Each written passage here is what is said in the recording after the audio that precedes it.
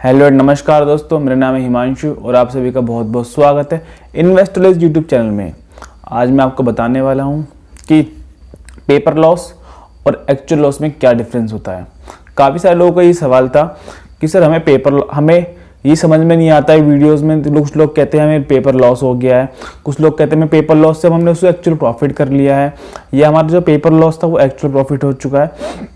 तो ये क्या चीज़ होते हैं और जिसमें हम कैसे काम कर सकते हैं हमें समझाइए। तो ये पूरी वीडियो से रिलेटेड है, बस आपको क्या करना है, ये वीडियो लास्ट तक देखनी है और ये वीडियो ज़्यादा से ज़्यादा शेयर करनी है, जिससे हमें आपका सपोर्ट मिलता रहे। तो चलिए वीडियो को स्टार्ट करते हैं बिना किसी देरी के।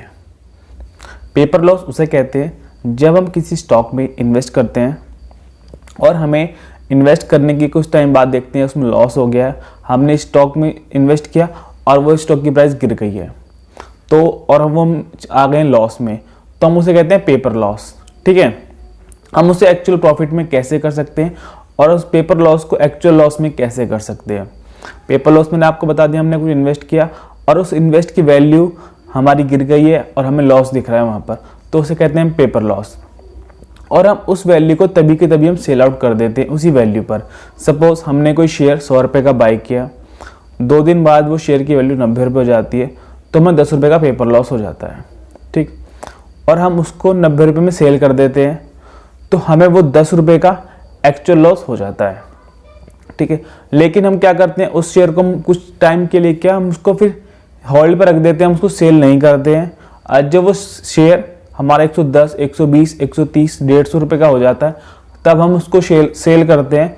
तो जो हमारे पहले पेपर लॉस हो रहा था बिना सेल किए, और सेल करने का जो हमारा एक्चुअल लॉस हो रहा था, सेल करने के बाद जब उसकी प्राइस बढ़ी तो वो हमारा हो गया एक्चुअल प्रॉफिट। समझे फ्रेंड्स? मैं आपको एक बार दोबारा डिटेल में बताता हूँ।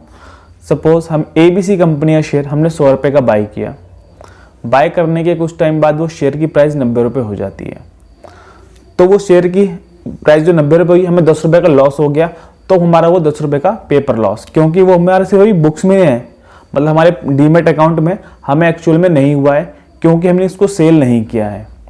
क्योंकि अभी इसका क्या है, ये प्राइस बढ़ भी सकती है, घट भी सकती है, हमें प्रॉफिट भी हो सकता है और ज़्यादा लॉस भी हो सकता है। ठीक है, 90 रुपये पर है तो हमें 10 रुपये का पेपर लॉस हो जाता है। अगर हम उसको सेल कर देते हैं सेम टाइम या फिर जितने लॉस पे होता है, तो वो हमारा एक्चुअल लॉस हो जाता है। ठीक, बट हम उसको होल्ड करके रखते हैं, और जब उस शेयर की वैल्यू 100 रुपये से ज़्यादा हो जाती है, 110, 115, 120 जितनी भी वैल्यू होती है, और हम उसको तब सेल करते हैं, तो जो हमें लॉस होता है एक्चुअल लॉस, वो हम हो जाता है एक्चुअल प्रॉफिट। ठीक है, समझिए दोस्तों, पेपर लॉस तब होता है जब सिर्फ हमारी बुक्स में होता है, हमारे डीमेट अकाउंट में होता है, हम उसको एक्चुअल में सेल नहीं करते हैं, ना ही प्रॉफिट में ना ही लॉस में। तो जो हमारा प्रॉफिट है या फिर लॉस है सिर्फ अभी हमारे डीमेट अकाउंट में, तो वो पेपर से रिलेटेड है, हमारा एक्चुअल में नहीं हुआ, रियल में नहीं हुआ है। बट हम उसको जब सेल कर देते हैं, चाहे लॉस में सेल करें या प्रॉफिट में सेल करें, लॉस में सेल करते हैं तो एक्चुअल लॉस, प्रॉफिट में सेल करते हैं तो एक्चुअल प्रॉफिट। और हमारे डीमेट अकाउंट में है, प्रॉफिट में है तो पेपर प्रॉफिट, अगर हमारे डीमेट अकाउंट में लॉस में है तो वो पेपर लॉस। समझ गए? अगर आपका कोई भी सवाल या सुझाव है हमें कमेंट में ज़रूर बताएं, हम उस पर आगे कार्य ज़रूर करेंगे। तो प्लीज़ वीडियो को शेयर करना ना भूलें, चैनल को सब्सक्राइब करना ना भूलें। हम मिलते हैं आपसे नेक्स्ट वीडियो में। Good luck, bye bye.